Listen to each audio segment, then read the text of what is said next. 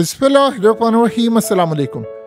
Israel अनकरीब Lebanon और गजा जंग हारने नहीं वाला, खाली ये भी हालत होने वाली है कि इजराइल को अपने इलाके खोने पड़ेंगे, क्योंकि जो भयानक सच ये आपकी स्क्रीन पर आ रही इस जर्नलिस्ट, जो इजराइल की जर्नलिस्ट है, अपने मीडिया के थ्रू सामने लेकर आई है, आज तक किसी इंटरनेशनल मीडिया या किसी जगह पर जुर्रत नहीं है। इसकी जिंदगी कितनी खतरे में होगी मुस्तकबिल में, ये तो आप इस वीडियो को देखकर अंदाजा लगा लेंगे, जो वो भयानक सच सामने लेकर आई है। इससे एक बात तो तय है कि इजराइल गजा जंग भी हारेगा, लेबनान की जंग तो बहुत ही बुरी तरह हारेगा, लेकिन वो टाइम आने वाला है कि इजराइल अपने इलाके खो देगा और वो वापस लेबनान, फलस्तीन या शाम को चले जाएंगे। कैसे? सुनते जाइएगा।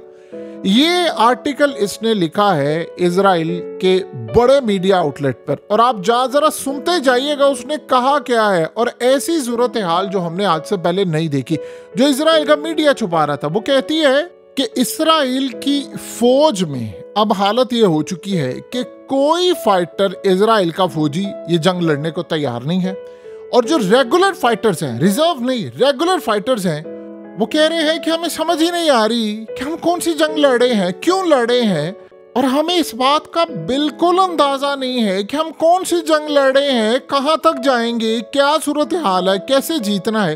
वो कह रहे हैं कि इतनी बुरी सूरत हाल, हम बर्न आउट हो चुके हैं पूरी तरह, इतनी तबाहकुन सूरत हाल है कि हमें घर में जाने का मौका नहीं मिलता, और सबसे बढ़कर हालत ये हो चुकी है कि हमारे दोस्त यार लोग यहीं पर हमारे साथ मारे जा रहे हैं, जख्मी हो रहे हैं, और हमारी हालत ये हो चुकी है कि इस वक्त हमारे पास जब हम घर में जाते हैं तो हमारे घर वालों को ये कहते हैं कि आपने अपनी औलाद से कोई सवाल नहीं पूछना जंग के बारे में, वहाँ क्या हो रहा है, क्या सूरत हाल हो रही है। कह रहे हैं कि हमें उन्हीं जगहों पर वापस भेज दिया है जहाँ पर हमारे दोस्त यार रिश्तेदार मरे गए हैं जंग में, और उन एरियाज को क्लीन करके दोबारा हमें कहते हैं कि वहाँ पर चले जाएं। और सबसे बढ़कर वो कह रहे हैं कि हमें सबसे मसला ये है कि तकरीबन 1 साल हो गया है, 400 दिन हो गए हैं कि हम जो पखाना है, जो पूप है, वो प्लास्टिक बैग में करते हैं, और हम ऐसे नहीं थे। हमें इस सूरत हाल में तकरीबन 2-2, 3-3 महीने के बाद एक दफ़ा नहाने का मौका मिलता है, और हमें ये काप टुना वगैरह ये तमाम चीज़ें देते हैं, और म्यूज़िक के नाम के ऊपर हम सिर्फ और सिर्फ एयरफोर्स की बमबारी सुनते हैं, या हम अपने दोस्त यार या फ़लस्तीनियों की मौत की ख़ास तौर पर चीखें सुनते हैं। और हालत हमारी ये हो चुकी है कि तकरीबन 3-3 महीने तक हम अपने शूज़ नहीं उतार सकते, और हमारी मेंटली हालत ख़राब हो गई, हम लड़ने के काबिल नहीं है, और हमें पीछे से कहते हैं कि तुम तब तक लड़ते रहोगे जब तक तुम्हें विक्ट्री नहीं मिल जाती।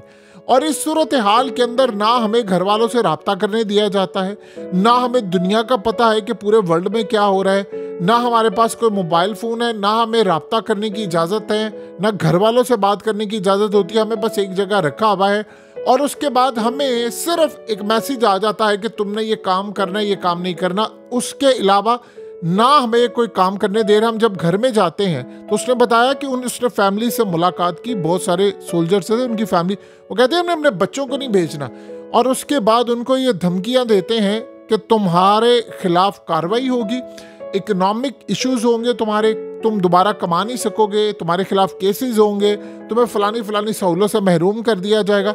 उसने कहा कि ऐसी तबाहकुन सूरत हाल है कि इजराइल की फौज में आज से पहले हमने कभी ये मामला नहीं देखा था कि अब वो लड़ने को तैयार नहीं। ना फैमिली वाले कहते हैं कि हमने अपने बच्चे भेजने हैं, वो जब घर में आते हैं तो अपने बच्चों को गायब कर देते हैं, किसी जगह भेज देते हैं कि दोबारा फौज में जाने के लिए तैयार ना हो। वो कह रहे हैं घरों से उठाने के लिए आते हैं, और इतनी तबाहकुन सूरत हाल है कि ना हमें ये समझ आ रही है कि हम जंग कैसे करें। अब ये आप जरा अंदाजा कर लें, पहली दफा आपको ये सीन देखने को मिला है कि इजराइल के अंदर एक जर्नलिस्ट ने हिम्मत पकड़ी है और उसने ये तमाम चीजें बताई हैं। और आप सोचें, अभी इन्होंने इंटरनेशनल मीडिया को जाने नहीं दिया, वहां पर बातचीत नहीं करने दी, ना गजा में जाने दिया। लिबनान की जो सूरत हाल है वो इतनी तबाहकुन है, इतनी ज्यादा तबाहकुन है, क्योंकि ये तो एक गजा की सूरत हाल है जहां पर उन्होंने तबाही मचाई। लिबनान में तो उनके फौजी रातों रात मारे जा रहे, दिन दहाड़े मारे जा रहे। कल 8 घंटे से ज्यादा लड़ाई होती रही थी, और इतनी मार पड़ी इजराइल के फौजियों को, इतनी मार पड़ी कि उनकी लाशें उठाने के लिए जो हेलीकॉप्टर्स आए थे उनको भगा दिया। तो आप यहां से अंदाजा लगा सकते हैं कि इजराइल की सूरत हाल क्या है। बहरहाल एक बात तय हो गई है कि ये जंग इजराइल नहीं जीत पाएगा। और जो सबसे बड़ा मरहला आने वाला है, हुआ क्या है कि ये फौजी बर्न आउट हो गए हैं, नए फौजियों में हिम्मत नहीं है। अब मसला ये है कि यमन के फाइटर्स उधर से तैयार हैं, उधर से इजराइल के ऊपर बमबारी। अब वो टाइम आने वाला है कि जब लेबनान यानी पूरी तरह अब वो आगे बढ़ेंगे। एक टाइम हो जाएगा कि इजराइल के फौजियों को मारना बिल्कुल आसान हो गया है। अब यह जैसे लेबनान के अंदर अब आपको पता है कि वो क्रिया बेस तक हमले कर रहे हैं, उन्होंने मॉडल्स भी जारी कर दिए कि हम यहाँ तक हमले करें। पहले तो होता यह था कि लेबनान तक हमले थे, गजा में हमले थे, अब वो इजराइल के अंदर हेडक्वार्टर्स पर हमले कर रहे हैं, गुलानी ब्रिगेड पर हमला कर रहे हैं। अब आप ये सोचें, ये जो सारे सोल्जर्स हैं कोई आम नहीं थे, ये गुलानी ब्रिगेड के थे, ये दीगर के थे। और इस सूरत हाल में तगड़े जो थे यानी कमांडोस टाइप के लोग हैं, वो कह रहे हैं कि हमें समझ ही नहीं आ पा रही हम लड़ाई क्यों लड़े। अब जब आप इस लेवल के हो जाते तो आप अंदर भी दिफा नहीं कर पाते। इनको ट्रेनिंग नहीं थी। देखिए मिसाल के तौर पर इजराइल की फौज का मुकाबला ये है कि उनको 10 फौजियों को एक बंदा मारना होता है, 10 के मुकाबले में एक है।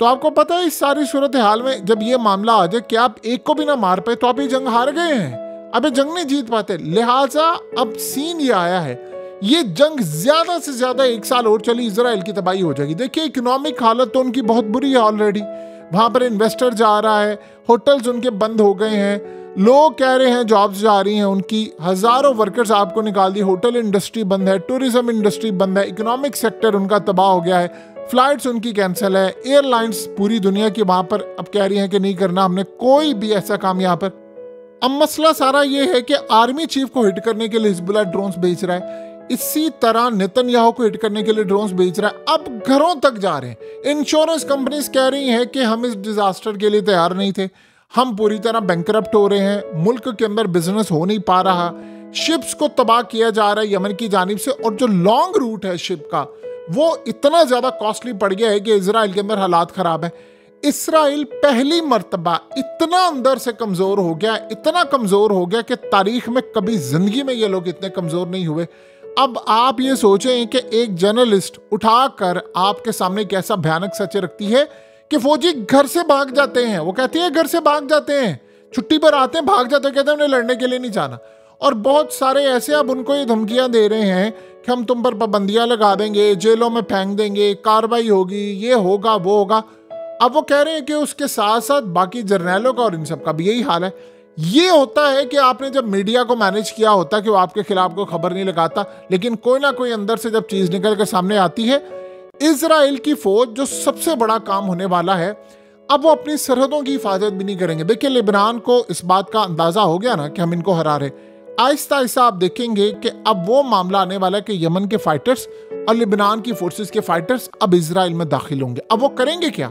देखिए दो चीजें आप ज़हन में रखिएगा। अब ये करेंगे कि अब इनके पास हथियार ऐसे आगे हैं कि इजराइल के हेलीकॉप्टर्स को, उनके जहाज़ों को, उनके ड्रोन्स को निशाना बना रहे। अब वो जब आहिस्ता आहिस्ता आगे बढ़ेंगे तो लड़ाई किनसे होगी? फौज से। यही फौज है ना जिनसे लड़ाई होगी।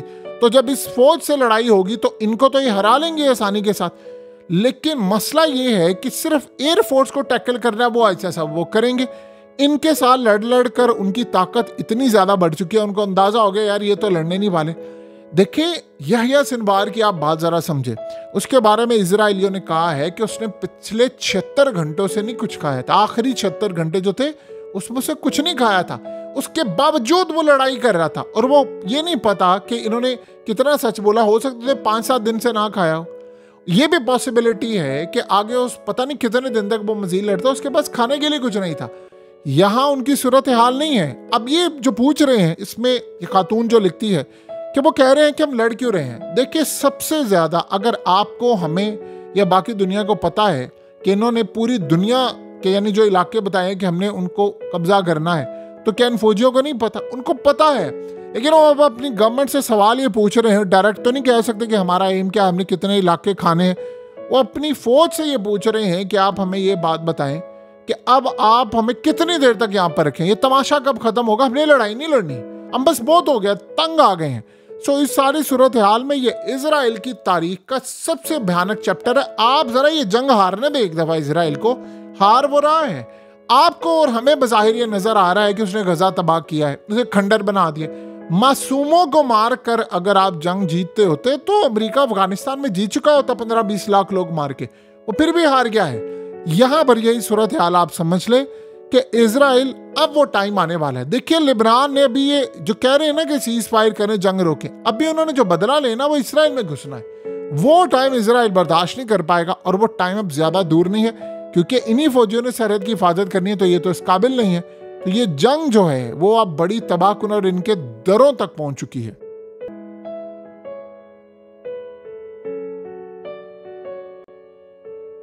हकीकत टीवी को सब्सक्राइब करना मत भूलें, वीडियो को लाइक करें, शेयर करें और कमेंट सेक्शन में अपनी राय का इजहार जरूर करें।